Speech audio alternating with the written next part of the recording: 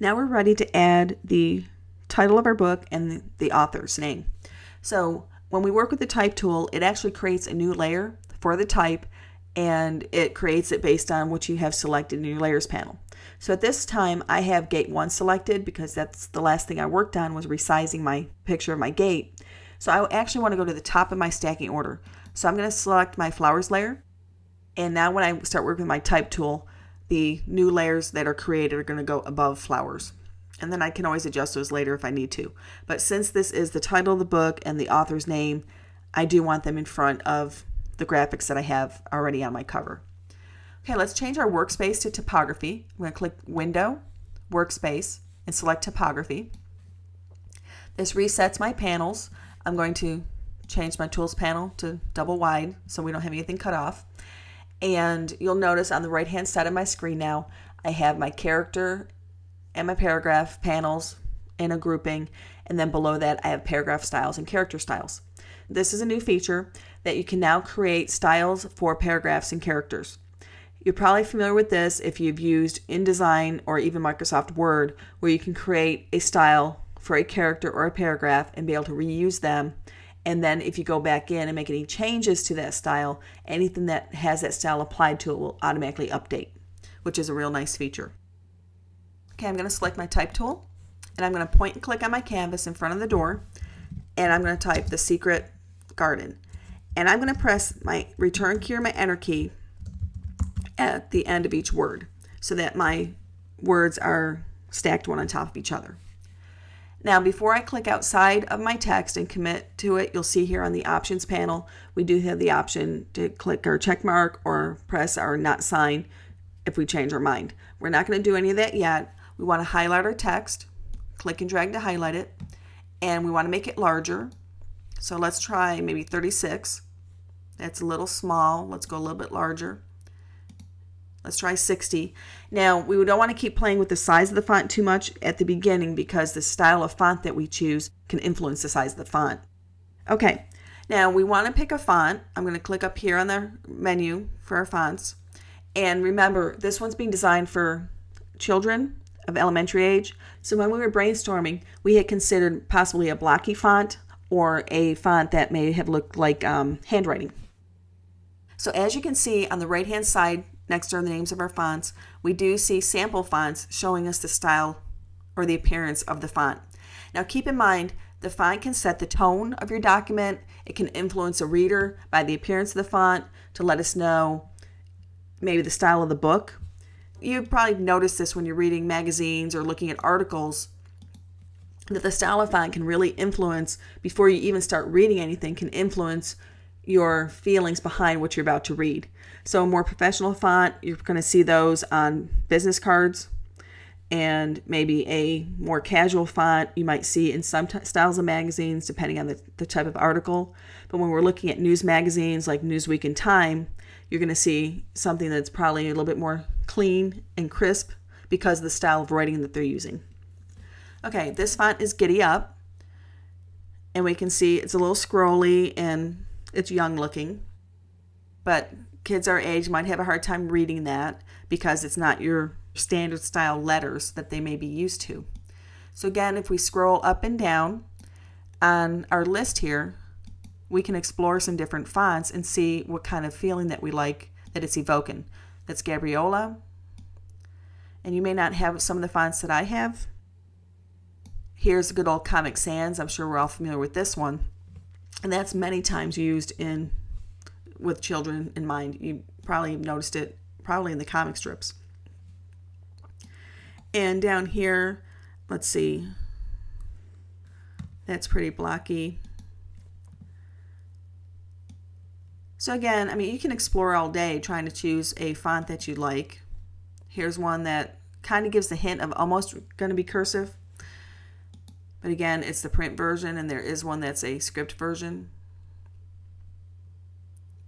Let's go ahead and go with Comic Sans, since I'm sure that's a standard font for everybody, and it does look like one that you might see for a younger aged person that it would attract them.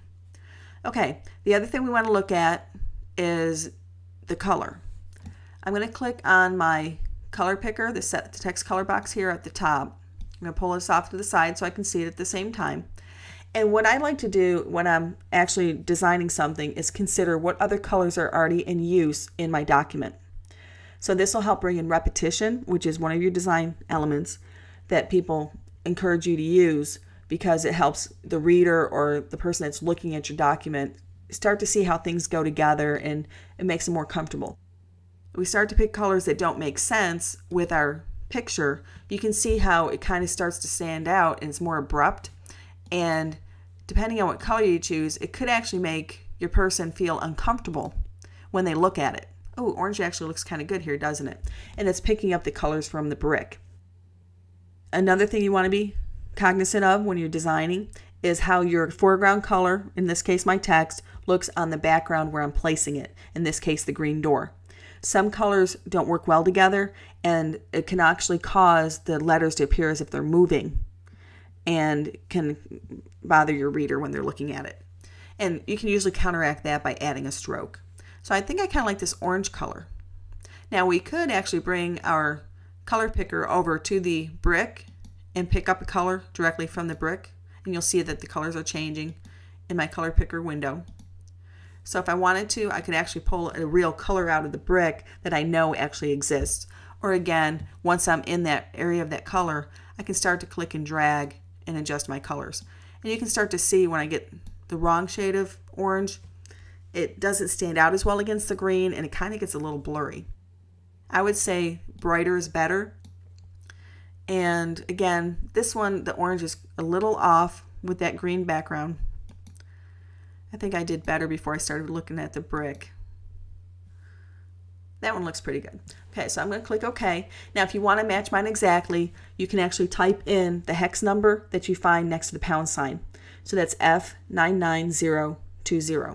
I'm going to click OK to accept that. And I'm going to go back to my text size and see about size 72, see if that works. And I think it will. So I'm going to go ahead and click my commit key, my little check mark, and I'm going to get my move tool, and I can adjust this inside the door. And that color complements really well with the door and makes it stand out. Let's grab the text tool again and add our author's name. So I'm just going to point and click here towards the bottom. We can always adjust it later. And you'll notice that the font has stayed with the last setting. So it's got the Comic Sans and it's 72 points and it's orange. And again, we can adjust that later. So the name of the author is Frances Hutchinson Burnett. Okay, now obviously I'm going to have to make that smaller, and we'll even see if I spelled it right. I'm going to change this maybe to size 14. That's way too small. Now, an author's name is not that important for a young child as it is for someone who's older, who starts to find authors that they like and they start going back to them. So I would say at this point, the author's name, the size of it being larger than the title or more prominent than the title, is probably not that important because of the age group that we're designing for. Now, I'm going to change the style of the font because it is the author's name, and I want it to be different from the font used on the title because I want it to stand out differently. So let me try Franklin Gothic Medium. I just want something that's a little more trimmed down and more professional looking. We'll see what this looks like. And let's change the color maybe to just a light green. And let me click OK and get my move tool. And I'm going to move this down here at the bottom. And let's see if I spelled it correctly, and I believe I did. Okay, so now we can tell that we still need some work.